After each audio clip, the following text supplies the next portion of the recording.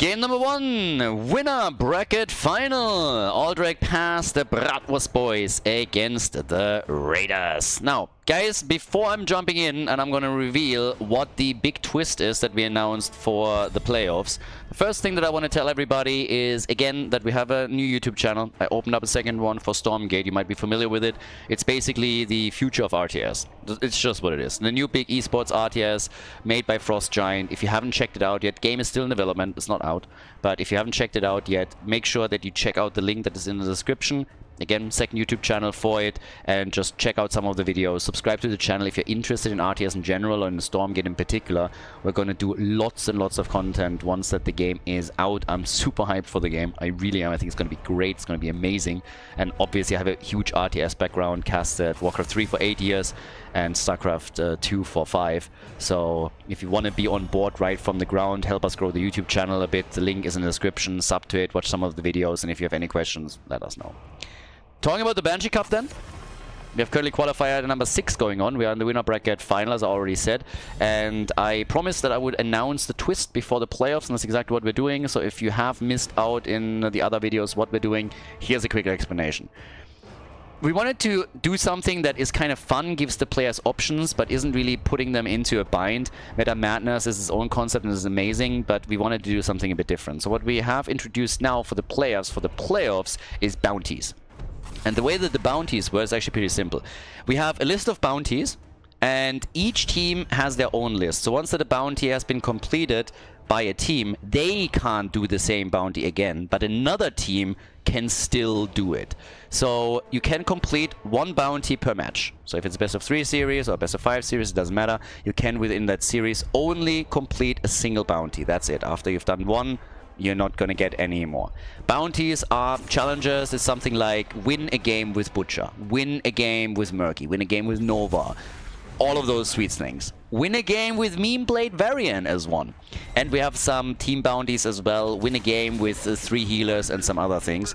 So it's going to be real fun. And you might ask yourself, hey Khaldor, why exactly should the players do this? This sounds fun, but why would anybody do this? Well, very simple. If you complete a bounty, you get $50. So that could be a nice payout for teams that want to play with some of these things, and I think it's going to make it pretty epic. It's totally optional. There's still normal prize money on the line, so we have normal prize money, but you have the bounties on top of that, and players could decide that they just want to fight for the prize money, that they don't want to risk anything, or they're just saying like, well, you know what, we're going for bounties instead. So, going to be pretty epic. Hope you like it. Again, let us know what you think. And in the meantime, we're going to focus on our winner bracket final now, where we had Abathur and Samuro as an opening. Damn. They're going for the usual cancer comp here right away. This one is brutal. It's absolutely... Abathur Samuro is awesome. And again, they have only picked 2 heroes. They can still pick another 3. Could go Genji, who vibes well with Abathur. They could also play, I mean, at the front line, Muradin. Genji's open, Muradin's open. There's so much to take here. So, yeah, it's gonna be pretty awesome, I think, for them. But, on the other hand, we got the Raiders. Blaze, Hogger, Brightwing. So, let's see what they do with that. Rhaegar's in. And I expect Muradin.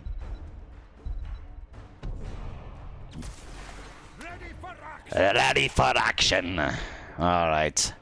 Muradin's in the house. Good stuff. And that leaves us with Dainu, who again could lock Genji in, but he could also be taken away now. So, time will tell. Either way, Aldrich passes the starting map. A little more popular lately. So, let's see what they're getting with this. Abby with Samuro, with Muradin. All good combos. They could also go Greymane, by the way. Mal'Ganis and Hanzo. That leaves Genji open, that leaves Greymane open, and I guess if you really wanted to just go for burst damage, which I don't think they're going to do, but you can also play Jaina. Jaina vibes really well with Abathur because the Jaina copy is amazing in fights. But more likely, I'd say Genji, Greymane. But who knows? This is how long they are waiting for the pick here. This might be something completely different. So, let's see. Final pick. It's Tracer. I like that too. And with that we go. Aldrich pass. Game number 1 in the winner bracket final. Let's go. Game on! Bratwurst against Raiders. So, boys, girls, on the left, Khaldor with Abatha on Aldrich Pass. We have Dino and Tracer, Masquerade on Muradin, Death Knight is playing Rhaegar, and Ultralisk on Samuro. And on the right side of the map, trying, of course, to take him down this time. The Raiders tried many times already, and they got insanely close a few times, so can they do it today? We have them with Nano on Hanzo, so he's definitely on one of his power picks. Sven on Blaze, Hunter Orc on Brightwing, Mopsio on Mal'Ganis, and Gavlo is playing Hogger in game number 1 of the best of 3 series. So, who's taking it? Late game is going to be a bit of a pain in the butt for the red team. I can already guarantee you this much. If you're going up against late game Samuro Abatha, you know that you are just in a world of pain. This is one of those typical comps where even winning feels like you're losing because you just hate every second of the game that you're playing. And that's exactly what Samuro can make you feel like, at least when we're going into the deep late game here. And time will tell if that's exactly what happens, but it could get rough. Now, for the time being, we have still just like the bot lane kind of established with Muradin going up against Blaze this time, since they want to have Mal'Ganis asleep, I suppose, in order to stop this. And they did a good job. Put also Rhaegar in a bit of a pickle for just a moment. Dino already falling back here now too. And that is the entire top wall essentially taken apart. Not bad. Game has just started and you already moved your opponent's top wall out. So that's a lot more wiggle room for Ultralisk now here. And with that, teams are going for the camps. Still one of the few camps. It's the only camp outside of the bosses that you have on this map. And it's one of the most important ones. It really does quite a bit of damage. So if you just let that go in the mid lane, you're pushing your opponent's lane back very heavily and do tons of work there. So yeah, so far so good. All the way up at the top. What we're getting in the meantime is now also Mopsio just like playing around here with Mal'Ganis down at the bottom. It's kind of funny to see Muradin go up against Blaze. Now in the long run he's not going to win that, but there's always going to be some assistance, and Sven eats the Stormbolt and is going to die. Brightwing was trying to deal with it, couldn't. And Dino is able to escape as the red team is pushing for the middle of the map in an attempt to also pay them back and get some of the structures destroyed. And they didn't do too badly here. Basically doing the same thing they did at the top, destroy the wall. Hunter Orc is a bit low though. And Brightwing is dead. So the Bratwurst boys with an easy double kill, starting the game off strong. Muradin also went into Sledgehammer. And Samuro is still fighting it out all the way at the top. So damage, damage, damage, damage. Samuro doing his thing, controlling the side lane, annoying Hogger, trying to burst through this as well. And the rest of the team, now that the thingy's up, the prisoner cam's up, could try and make a bit of a move for that, at least in 16 seconds. So, yeah, Rhaegar down on his way to the bottom of the map. And Sven is there too. Samuro is annoying, and with Abatha he's even more so annoying. There was this time, as I'm not tired of saying, during HGC, where we had Ethereal Angel copy Monkey in ladder and just play with Abatha Samuro, and specifically on Sky Temple they used that strategy a lot, and they just drove so many players on seriously, like into madness. It was nuts. Now after a while all of those players realized how to properly play against Samuro, and then it became it just disappeared again. But that cheese worked for quite some time. And you can be really annoying with this. Just like the all-out lane control that you get with him. And also the global presence later on in the game is pretty big. And thanks to Abatha and him spawning copies, you can get so many Samuro's copies in and then take structures down. And this is essentially what you do with that comp in the late game. So not only can you be a nuisance in team fights, but you can also just take lanes down.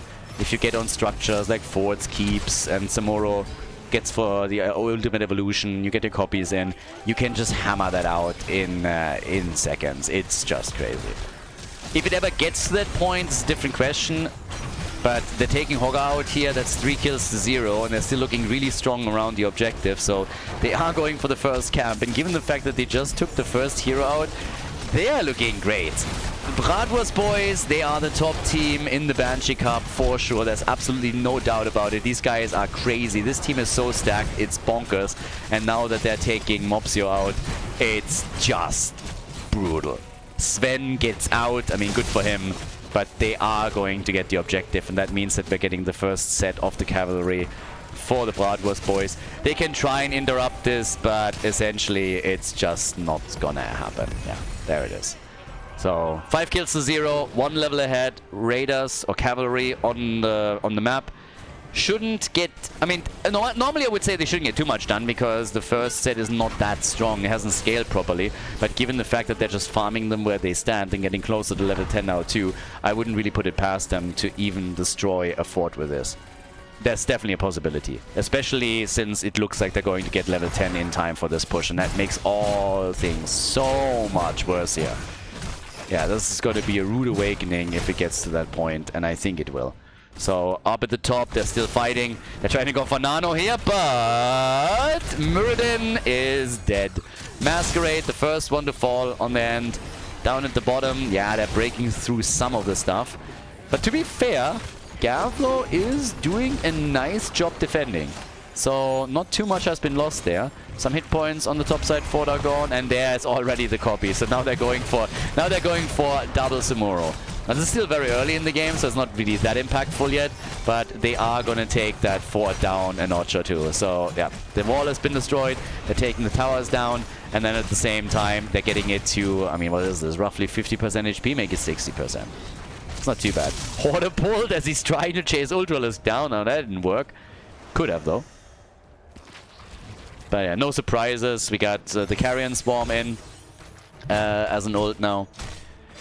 Yeah, and of course, Abatha, now finally a full hero. Gets that hit point bar into the team fights with a quick ultimate evolution. As the dust settles, we have, what is this, half a level lead, less even. So, not too bad, given how this started, given how far ahead they are. Oh, okay. Yeah, well, just as in the castle curse. It is a thing, guys. But yeah, so they are able to get a kill against Brightwing. They're going for Mopsio. I think they're going to take him down too. That's a double kill down at the bottom of the map. Just as I was about to say, that could have been worse with the first objective. Now they are likely going to lose that fort no matter what, because there's still minions. Well, at least there were a couple of heroes, copies, and that is just disastrous. Now in the middle of the map, at least there's some counter pressure. It's not like the red team is just sitting there and taking it. Counter pressure is always nice, and they are seriously threatening that fort in the middle too. Dino's a bit low, gets the Ancestral, okay. Was not in immediate danger, but again, if Tracer is this low, she essentially can't do anything. Seems like Ultralisk mistimed this at the bottom of the map a little bit. And that's honestly, I mean, again, if Tracer is that low, you can't do anything. So get the Ancestral out, just make sure that she can still participate in the fight, and they're going to be much happier there. 17,000 damage so far from Hanzo, 18,000 for Tracer. So, yeah, that's the next one. Still start going for the attack over here. Alright, can they get a kill? Copy on Muradin this time. It's gonna rain Storm Bolts. Well, at least that was the idea. Didn't quite work. But they're still getting the damage in. They're going on the attack. Hoga saved Muradin, zoning Brightwing, missing another Storm Bolt. Did Hazops just miss 2 or 3 Storm Bolts in this one? That didn't quite work for them. Could have maybe gone for a different copy there. But yeah, those Storm Bolts didn't really hit too hard. Hazu was actually, or is now, in range for some body soaking on top of that. So can get them a bit more help here.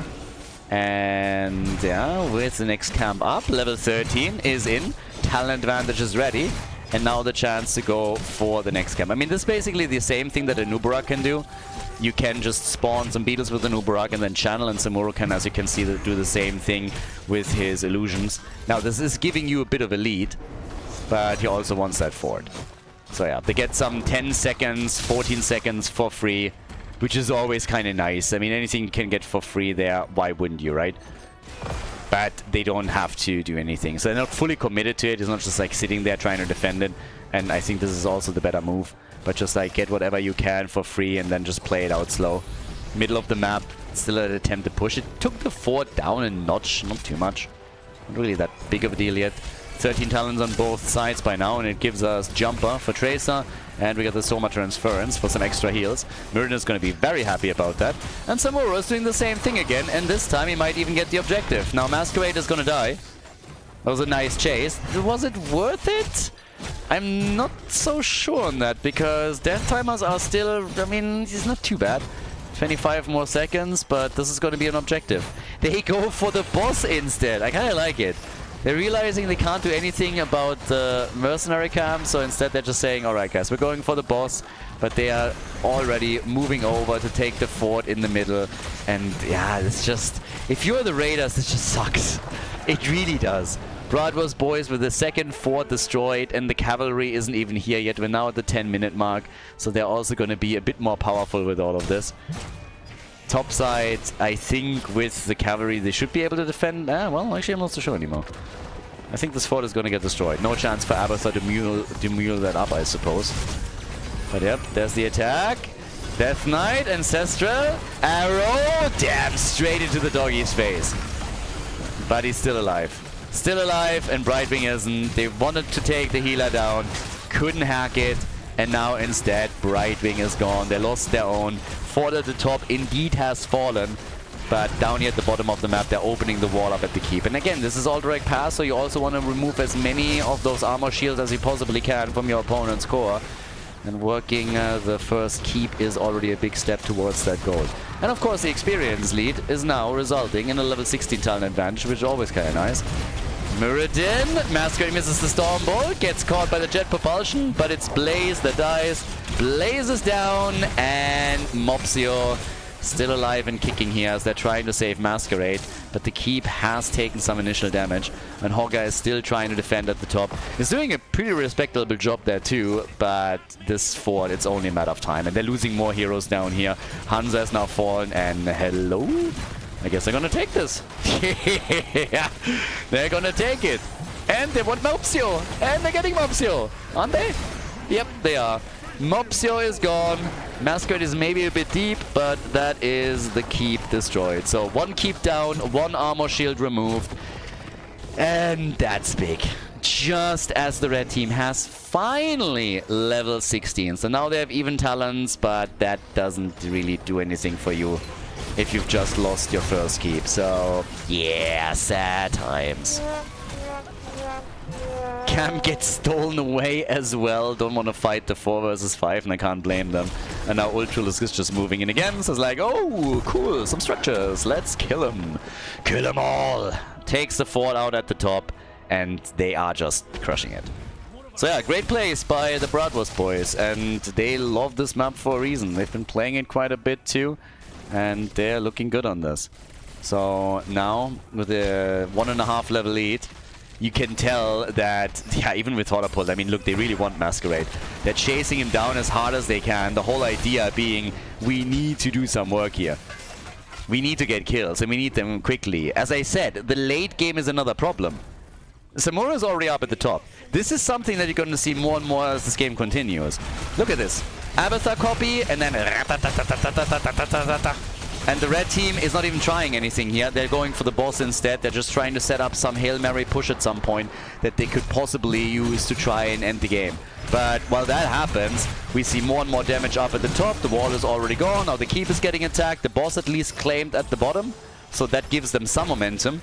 But with Samuro just whacking away there, he's going to get this eventually. Abathur doesn't have his copy any longer, so of course it's not quite that powerful anymore, but they've already done so much damage that Samuro can easily take this. And the team is rotating over trying to stop him, but it's already too little too late. So yes, this is another keep destroyed, and that means that 2 armor shields are now removed on the core, and that is going to make it much, much easier to end the game. And this down here is likely not even gonna finish the fort, because Abathur can now mule this up. And at the top, there's another objective. We already have some of the minions making it over towards the core. Again, it's only 1 armor shield, so it is already a problem. And just imagine Samuro going in there and starting to do his thing, while simply working on the keep in the middle.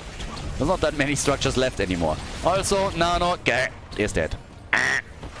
Easy kill. Level 20, so close. That's when it gets even scarier. Hive Mind alone is, of course, big in these fights. And, yeah, they're gonna get those Storm Talons. But Rhaegar had to YOLO out Ancestral before, and Rhaegar is likely gonna die. No, not again! Brightwing falls instead, they saved Rhaegar, everyone's alive, and now they are all dying, aren't they? Blaze is gone, Mal'Ganis is dead, and Gavlo doesn't escape either. 5-man team wipe. Everybody's dead, they go for the objective, the core is wide open. The only one that is coming back in time is Hanzo. He can try and defend this a bit, I suppose, but I don't think it's going to happen here. Abathar sitting there in the middle has to be a bit careful and drops the mule now, but the core is going to fall eventually. And Hanzo gets just shredded. He gets shredded. He's dead. And that's game. That's game. Right here, right now, Brightwing is not going to be able to do anything about it. It's only two attackers, by the way. Samuro isn't even here yet, but he's going to arrive any second, and it is a 1-0 lead in the winner bracket final for the Bratwurst boys. Solid performance here, and a well-deserved 1-0 lead in this series. GG, well played. Before we head into game number 2, make sure that you subscribe to the channel if you haven't done it yet so you don't miss out on any future content here on Khaldor TV. Game number 2! Well, the Bratwurst boys were given the choice of which map they would like to play, and, well, so far their answer has always been, and was again, Towers of Doom. They dominated Aldrich Pass. Great performance by them. They are the team to beat. It's definitely true. And yeah, we'll see what they can now do on this map. Also, are the Vikings going to be played? Are they going to be banned? Is maybe someone else making an appearance here? Let's see how cheeky they're going to get. Vikings is one of the heroes that we didn't get a bounty, or we didn't do a bounty for the playoffs, because they're just already getting played, and as much fun as they are, we wanted to really force some heroes out. Well, not force them out, but give them the option to play some heroes in order to increase their payout that are fun to watch. So yeah, you'll get the full list during the playoffs. Make sure that you tune in for those. But it should be pretty cool. Should be pretty sweet. Like, I'm really looking forward to it. I think it's a cool system. We're going to try and keep it simple, at least the first time that we're using it, and then we'll see, and we might make some adjustments for the future.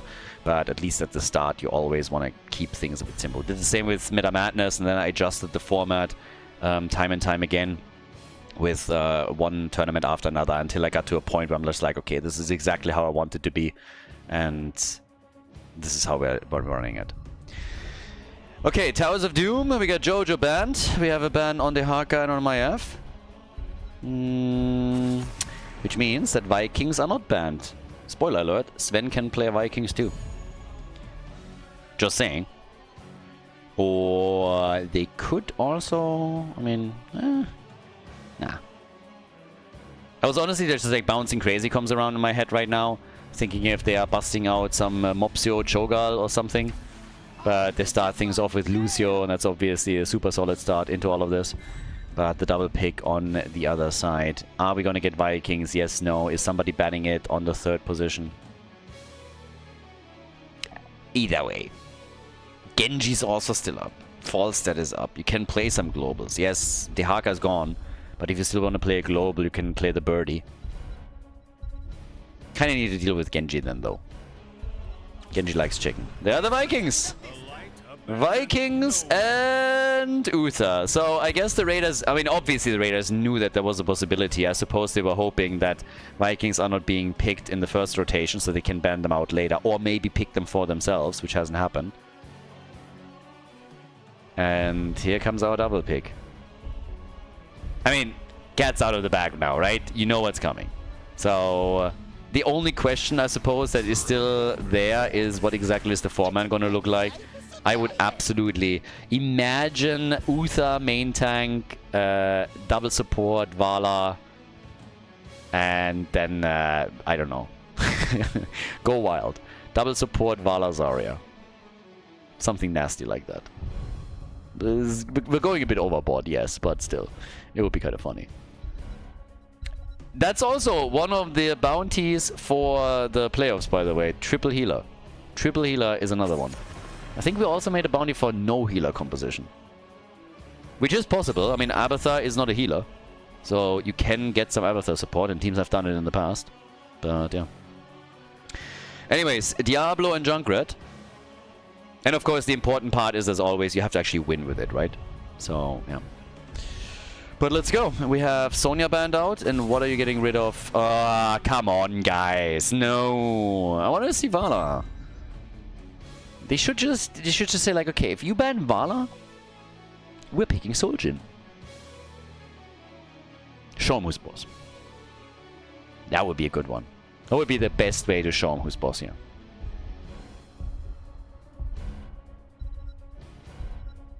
I'd love that. I highly doubt it, though. Alright. Nice! And we get Garrosh. So Ultralisk, are they going to play Zarya with it? Oh boy, can you imagine Zarya, Garrosh, Uther, Soljin? Yeah! And then the Vikings behind it. That's going to be great. Dino and Soljin, bring it, baby. Bring it! Nano and Sven, they know what's coming now. They absolutely do. You can call me the prophet from here on out, by the way. These predictions are sick. Oh, I wouldn't have predicted that. Illidan! Sylvanas Illidan. Yes! Feel the hatred. Let's go. Final pick. Are we gonna get Zarya? Yes or no? That's the question. Are they actually busting her out? That would be funny. And I would hate to be on the Raider side. Is my... Nah, my F got banned. They go Zeratul. Okay. I'm happy with that too. Towers of Doom, everybody. Map number 2. It's the Bratwurst against the Raiders. We are in the winners bracket final. Let's go. Game number 2. Bratwurst boys against the Raiders. Hazorps on the left side with the Vikings. I know you're shocked. Masquerade on Garrosh, Death Knight on Uther, Dino on Soljin, and Ultralisk is playing Zeratul. On the right side of the map, the red team, the Raiders, with Nano on Sylvanas. We got Hunter Orc on Lucio, Mopsio with Diablo, Sven on Illidan, and Gavlo on Junkrat. Alright. I'm totally here for the Soljin plays, and more so for the Illidan games. Not quite sure if I condone the white tiger that gives me Sigrid and Roy vibes. At least he didn't go for that weirdo scuba diver thingy skin that exists. That would then be completely disrespectful to Illidan. Feel the hatred of 10,000 years. Or Storm League games. And talking about it, he went for the unending hatred. So let's see how far he can stack that. And also, talking about stacking, how far Soljin can stack his shit. Because, yep, Soljin with the baseline is somebody that we're gonna watch out for a lot. And yeah, I think Soljin is gonna at least murder Diablo as this continues. It's actually gonna be interesting because, like, technically, you will get a lot of... okay, one is Jesus Christ! Give him a break! One is thrown forward immediately, and well, there's it. So, what I wanted to say is, with Garrosh, you can provide Dino with a lot of stacks. You just simply throw somebody into the back, Uther gets a stun, Dino gets 3 stacks by taking them down. Doesn't even have to kill them, just like hitting them, you know, gives them the stacks already. I would assume that he goes also for Arcanite access on level 7. At least that's the most realistic thing. But, yeah, we'll see. But it was kind of funny also to see like this with Uther. Just imagine that later in the game. Right now he only has a stun. Might not even go Divine Shield. I think Divine Shield would be the safer play considering that they're playing a Soljin combo. But hey, Sven goes down. That's Illidan gone. That's the best way. Oh, but Soljin as well. Both of them want to stack, and the best way to stop that is by just killing them. Talking about killing, they're killing Mopsio too. That's 3 kills to 1, and we already have level 4. Full on cleave build for Ultralisk. I would still assume... Oh, wait. Are they? No. I was about to say, I still think that Might of the Nerazim might be the better thing, because what would you combo off with a Void Prison? Makes no sense, right? Unless you go for Guillotine.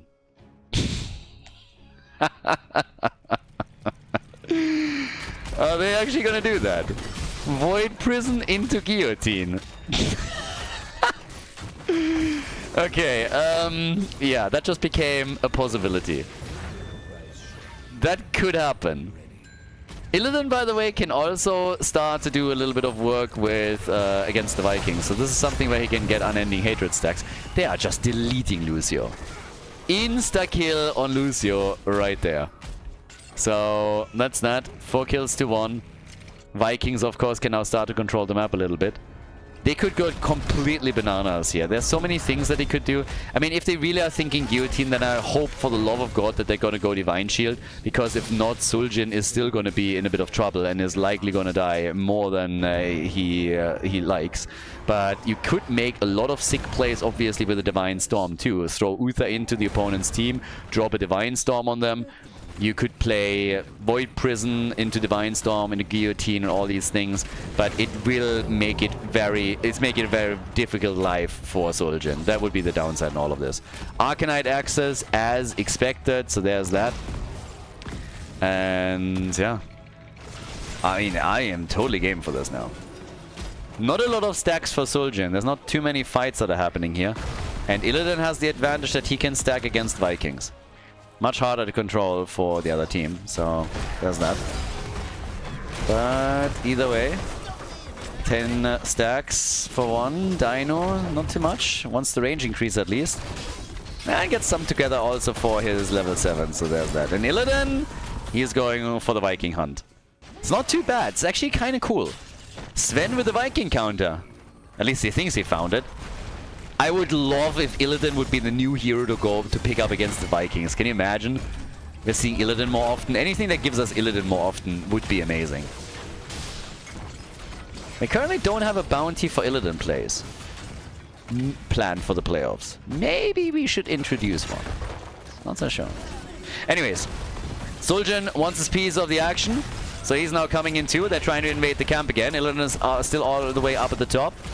And can they steal the camp? Can they at least force a fight a little bit? There's a throw, and now it's time for Suljin to stack.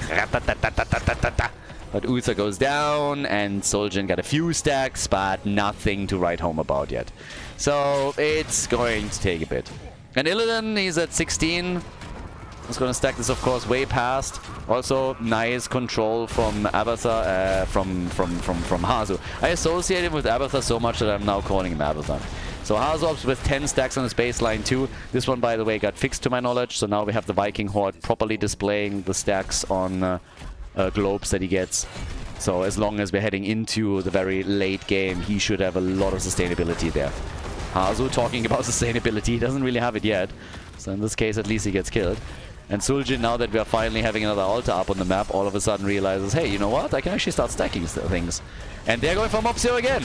Yeah, Mopsio gets attacked, Dino gets booped, and there's the chance for a few more hits. They want Lucio! Ah, they couldn't get him, but Zeratul gets turned into the wall. And that's that.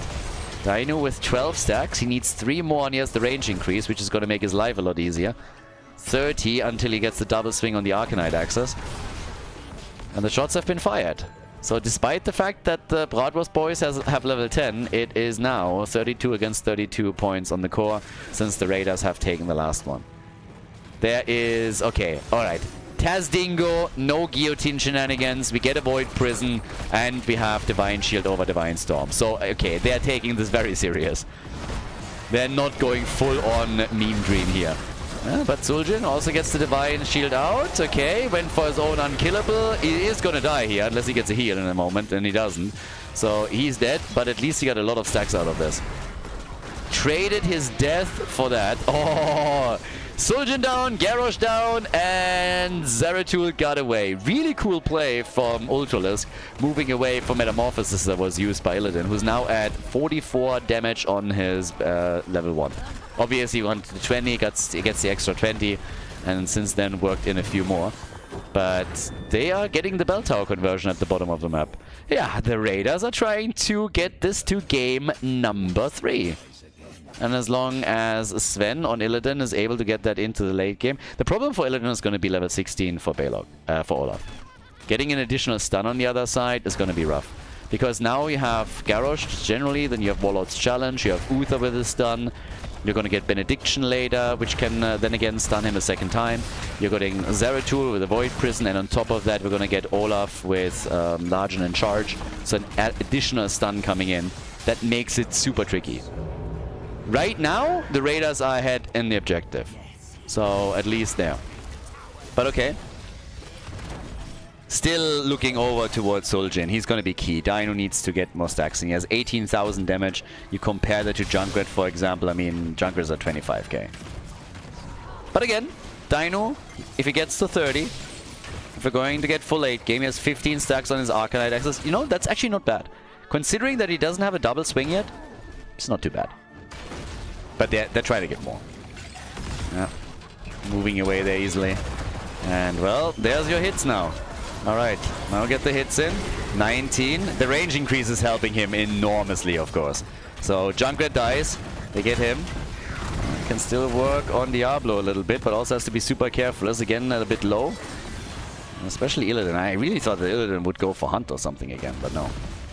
50 for Illidan. Him farming Vikings is actually fairly cool. Illidan could become a monster in the late game. VP! Isolating them completely. Nice. Diablo didn't stand a chance here, and that's a double kill. That was sick. That was really well done. What a great Void Prison. Uther died, but he dies for good cause. But look at that VP here. Diablo was fully isolated. VP hits 2, Diablo is alone. They get the kill on him, and then they turn it on the rest of the team. And Suljin is now nearly fully stacked on his baseline. I mean, he's obviously going to stack past it, but he's going to get the double swing on the Axis, on his level 7 talent. There it is. There's a completion any second now. And that's great for him. Illidan's jumping past them, but Illidan is also not really loving what's happening with those auto attacks. So yeah, Sven is about to die. Illidan is gone, and Dino is having a much better time now. With Illidan sitting at 53 stacks on his auto attacks on level 1, he is also insanely powerful. So that's another one that you have to keep in mind. The damage output for him might not ever reach insane numbers, but he is going to be great on single targets. Whereas Suljin now is at 31,000 damage, he's starting to get to the top damage in the game. Riptire, whoa, and he didn't have his Taz Dingo. Riptire kill against Suljin. Yeah, he's clearly trolling. So we got the Axis. So many Axes that a man throws around. But 21 stacks now on level 7. Again, he has a lot that he can now stack properly. And they gotta get him into a good position. They also have level 16. They're heavily ahead in experience now. And with that, yeah, well, we got Illidan in the middle. There's Largen in charge. So yeah, Largen in charge is in. And time will tell what they can do from here on out. Because now you have the tools against particularly Illidan. Essentially anybody. You have a lot more stuns. You have a CC chain that is just so much better. Illidan gets thrown around right away. Uther has one stun that he's already using. Uther uses the second with Benediction. And look how quickly Sven nearly falls. Zeratul comes in to hit the final blow. But this is exactly the problem. This is exactly the issue right there. He gets stunned out, they're getting 1 kill, 2, 3, and they're moving in for the rest of the team. Lucio is now dead too. And of course, all of these hits, all of these kills just make it easier for Dino to get stacks together. He's at 40 now, Suljin died, but since nobody's alive anymore on the other side, who cares? 5-man team wipe. And a triple order phase is coming up in 20 seconds. Look at this one. Beautiful. Illidan dead. Diablo dies. They kill Sylvanas. And then they follow it up with a final kill. So absolutely murdering everything in their path. I mean, everything. 40 stacks now for Suljin. He's back in 20 seconds, 25. He's not the top damage dealer in the game just yet. Junkrat so far still has full control there. But they are getting at least 2. Can they get that bell tower before they channel? Hazops is waiting for it. So, yep, they want it. And they're gonna get it. So, channel is starting. And they're gonna get 10 shots fired. Nah, Diablo? No, he's not there in time. 3 shots against 10. That's big. Of course it's big. 25 to 14. Are they actually going for boss? They are. Ballsy. 16 to 16. So they have the same talent. They're saying, you know what, guys? We are making a move here. Okay. They go for Masquerade. He's a bit low. Needs that Divine Shield, possibly. Suljin, working the damage, no Divine Shield for you. And instead, there's Dino now. Goes for the unkillable. Does he get the Divine Shield? Yes, he does. Sven, can they get the kill? Where are those stunts when you need them? And they get him. Oh no. 3 stacks for Suljin. And on top of that, we're also looking, of course, at 3 more kills. Suljin is at 46 right now. The Divine Shield was perfect. Good for Death Knight to save it and not use it on Garrosh. Yes, the sacrificed Masquerade, but that was absolutely fine from their perspective. So more stacks. Suljin takes it. Now they go for Diablo, and the hits, they just keep coming. He's at 48, 49. The damage numbers are getting out of control a bit. Look at this. He's top damage in the game now, and we're only 13 minutes in. Yes, granted, they're on level 20, but again, this is a 13-minute game. Imagine this going to 20 minutes, for example. It's highly unlikely given the situation that we're in.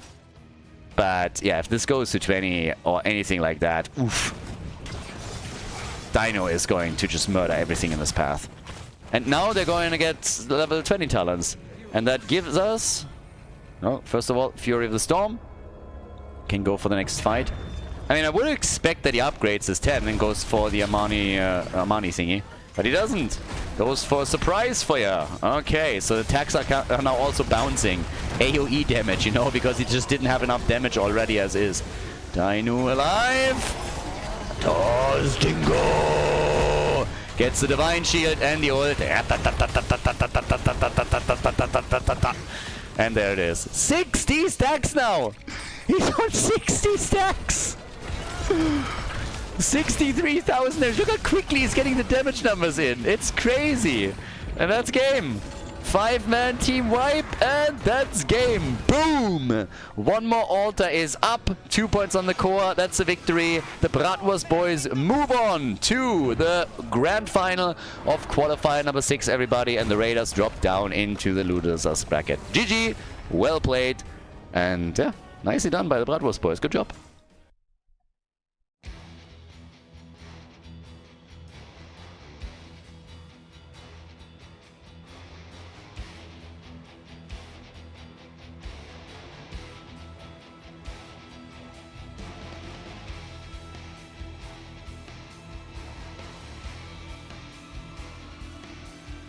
Thank you everybody for watching the video today. I hope that you enjoyed the show and the commentary.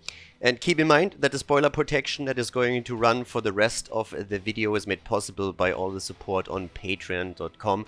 So guys, if you want to support my work, if you want to help me start new projects and keep the spoiler protection in place, please consider heading over to patreon.com/Khaldor. There's also a link in the YouTube description, and check that out. Thanks in advance, and see you guys next time with more esports coverage here on Khaldor TV. Have a great day.